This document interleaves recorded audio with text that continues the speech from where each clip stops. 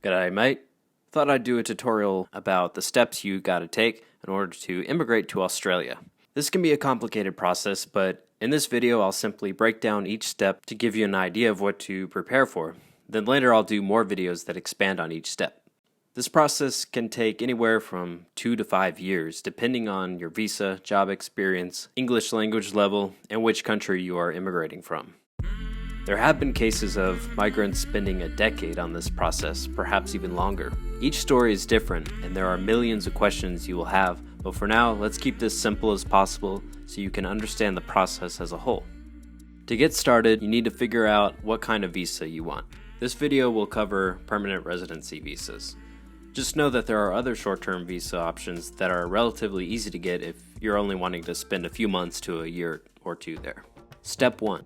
Get a passport if you don't have one already, and get certified copies of it along with any stamped pages. This means pages that are stamped when you visit different countries. You'll be asked for a passport early on, so it's best to get this out of the way, and in some countries like the US it can take a long time to get this done. Step 2. Determine the right visa for you by visiting the Department of Home Affairs website. For the sake of this video, I'm going to use Subclass 190, which is a state-sponsored visa, as it's very popular and relatable to my many viewers. This visa requires you to live and work in a particular state for 2 years before allowing you to live anywhere else in Australia. First, consider leaving a like if you believe kangaroos exist, and subscribe as this is a new channel and my aim is to help people start a new life abroad. Anyway, on the Home Affairs website, you'll be walked through different options. Even if you're planning to move to Oz permanently, be sure to click work because otherwise the site may not show you every visa available. Step 3. Calculate your potential points. Australia is a point-based system. The higher the points you have, the faster and more likely you'll get invited to apply for a visa. The trades seem to fare a lot better with lower points than pro rata professionals. The minimum score to be invited for the 189 visa is 95, so more experienced professionals are the ones getting this visa right now. The 189 visa lets you live anywhere, minimal questions asked, so it's very popular, and it's even hard for me to get. Very competitive.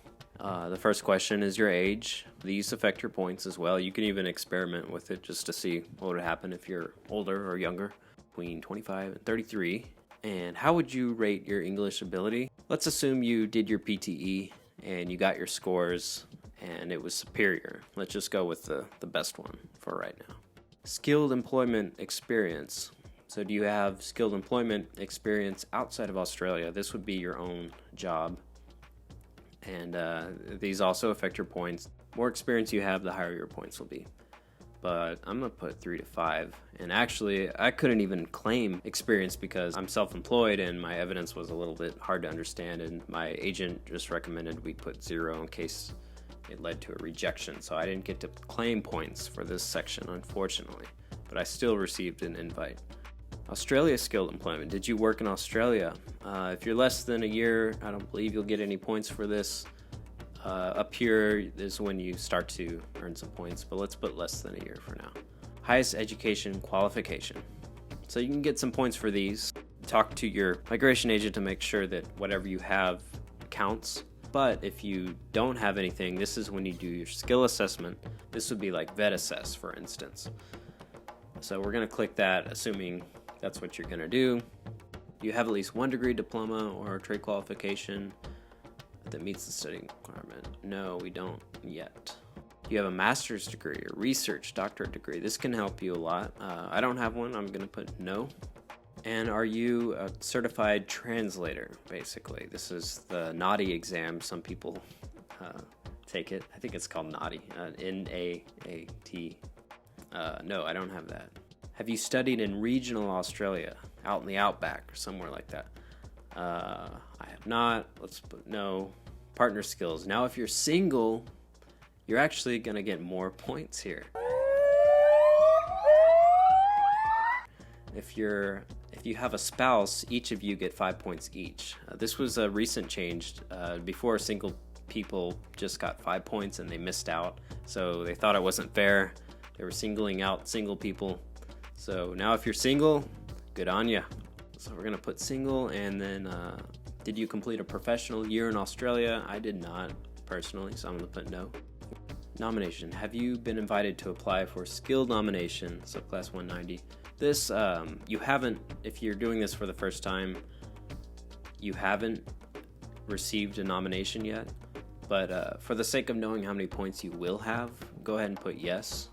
And this is just practice. This isn't official. No one's going to see this. You don't have to worry. This is all hypothetical.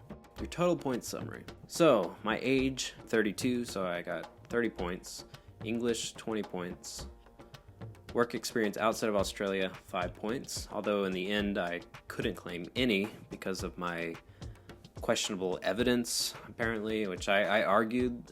As a carpenter, I work for many clients, so but my migration agent didn't understand that, and they were afraid that the case officer wouldn't be able to understand it, and they were afraid of my visa being rejected because of a lack of that understanding, so we just put 0. Work experience 0, qualifications 10, skill assessment, partner skills 10 for being single, nomination by state or territory government 5, so I have 80 points. As a carpenter or any trade like a plumber or electrician, those kinds of occupations, this is a good score.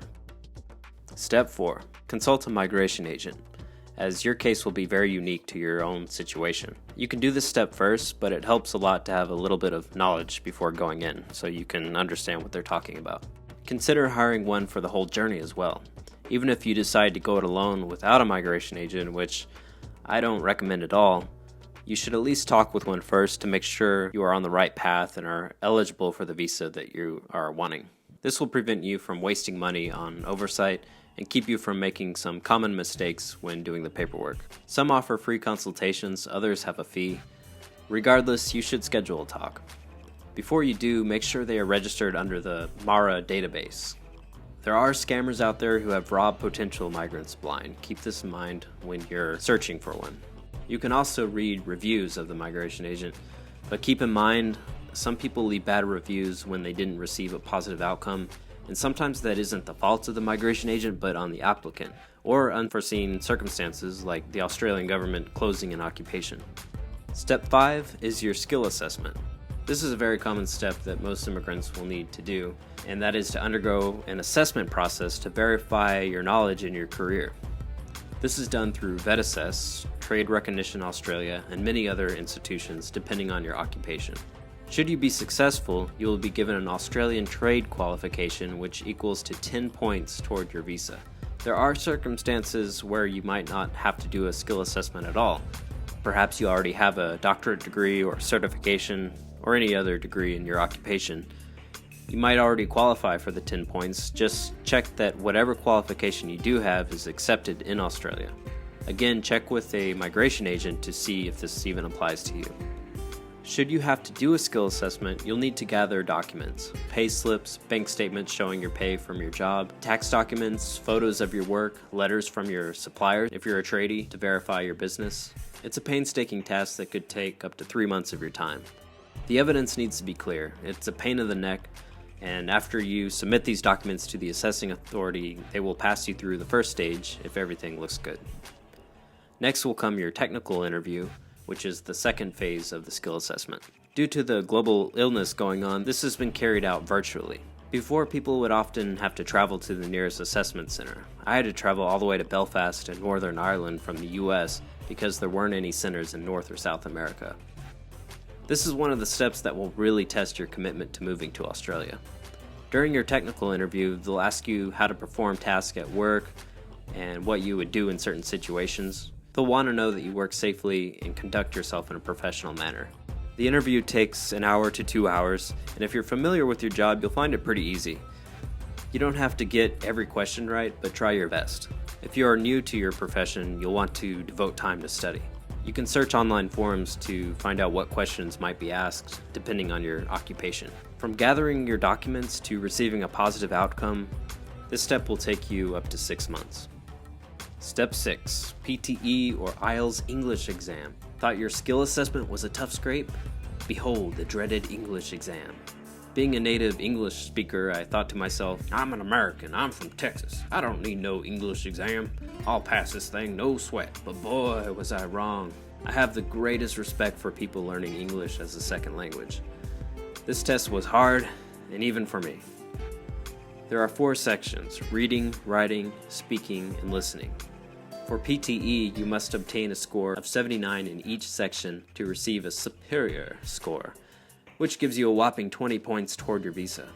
In IELTS, this would be a score of 8 in each section. The 2 lower score brackets are competent and proficient, which is worth 10 points. I'll make a separate video for this step soon to give you some tips and resources to help you pass this test much easier. There's a debate online on which is easier, the PTE or the IELTS. I've only done the PTE, which is computer-based, and an AI judges you. It wasn't the fairest test, and personally, in some ways, I'm surprised these tests are legal. But on the plus side, they greatly enhance your English skills. IELTS involves physical writing, which some people may prefer. I achieved a superior score after 2 attempts, but had also attempted 7 mock exams from the website, PTE Plus, before this. I only passed about 3 of those. The mock tests are typically harder than the actual thing, so bear that in mind. Studying and passing this exam may eat up 3 to 6 months of your time depending on your English ability and what score you want to achieve.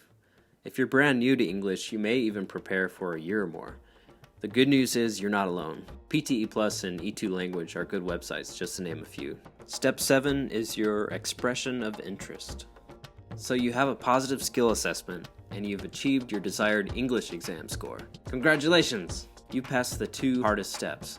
From here, you need to have all the documents you had gathered for your skill assessment ready, your English score, work history, and apply for your expression of interest, or EOI for short. This puts you in Australia's system, where a select number of potential migrants are chosen each month based on their point score.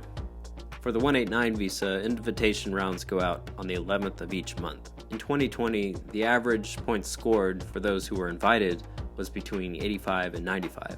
For the 190 state-sponsored visa, there is no monthly invitation. Instead, it's a case-by-case basis. Based on the 2019 and 2020 invitations, if you're a tradie like me, you have a fair chance of getting invited by at least 70 points.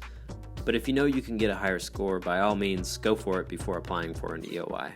For other professionals, you may want to aim for 80 and above. Again, consult your migration agent before you even consider pursuing a visa. The 491 and other state-sponsored visas work the same way. Keep in mind, you can file for an EOI for multiple visas, not just one. I went for the 189 and the 190 for New South Wales before receiving an invitation for the 190. Once you accept an invitation, you can't pursue the other visas until you withdraw your acceptance. Even then, you'd have to file another EOI. Currently, the 190 visas process between 5 and 7 months. Offshore, as in applicants living overseas, may have to wait longer due to the medical crisis going on right now. The wait time for the 189 depends on your points. The higher your score, the less you have to wait, typically. With this global crisis going on, you can expect delays, and if your visa is granted this year, you may want to wait it out a little bit, as to arrive in Australia right now, you'd have to pay the government 3,000 Australian dollars to quarantine in a specific hotel for 14 days, and this includes meals. As of summer 2020, applicants already in Australia, otherwise known as onshore applicants, are being prioritized, and they recently started allowing international students back in. I think it's because they spend a lot of money and maybe they'll kickstart the economy a little bit. Step 8. Obtain your police background checks. These will be required when you apply for your visa. In the United States, I had to get 2 of these. I had a state-level background check, and then I also had to go to the highest police authority, which in America is the FBI, and get my fingerprints done and sent in, and they then sent me a document saying that this individual doesn't have any arrest records by the FBI. You'll have to do it in your own country. Whoever's the highest authority police force is most likely where you're going to have to get this. It can take about 3 months at the most to get these, but it shouldn't take too long. It's good to get this before applying for your visa, so around the time you submit your EOI, you should start getting these done. It doesn't even hurt to get it done before your EOI. Step 9. Apply for a visa or state sponsorship, depending on the visa. Once you receive an invitation to apply for a visa, you have 60 days to complete the application. If you don't, you would have to pay to file another EOI, so you don't want to have to start from the beginning. So make sure that every step mentioned in this video is completed before you file for an EOI. Fill out any requested forms and pay the visa fee. For state-sponsored visas such as the 190 and others, you'll be invited to apply for a state nomination, which gives you 5 additional points toward your visa. Pay the fee and fill out any documents and forms asked of you. And step 10 is the great wait. I mentioned steps 5 and 6 as the hardest steps, but others would argue that the waiting is the hardest. The not knowing, being stuck in the country and/or job that you don't want to be in. This will be hard on you mentally, and it's important to make a plan to pass the time and keep your mind off the wait. Use this time to plan out the rest of your time in your homeland. Make a to-do list. Consider selling your belongings. Save more money for when the big moving day comes. Think about your arrival to Australia and make another list of what you plan to do when you arrive. I'll do a video on this as well once I receive my grant. The waiting for me has actually been the hardest, surprisingly. Especially during the pandemic, I'm not working full-time, and with a lot of time on my hands, it's been pretty hard to keep my mind off of this. But I'm going to make a video about that so we can all cope together with the wait. Of course, you're going to have to do waiting for your PTE score, your skill assessment, but all in all, I think the hardest wait is for your visa to be granted. This is a lot to take in, but I'll have more videos to come that expand on each step, so be sure to subscribe so you don't miss out. In the meantime, you can pass the time by watching my videos over and over again and leaving a like and comment. Thank you for watching, and until next time.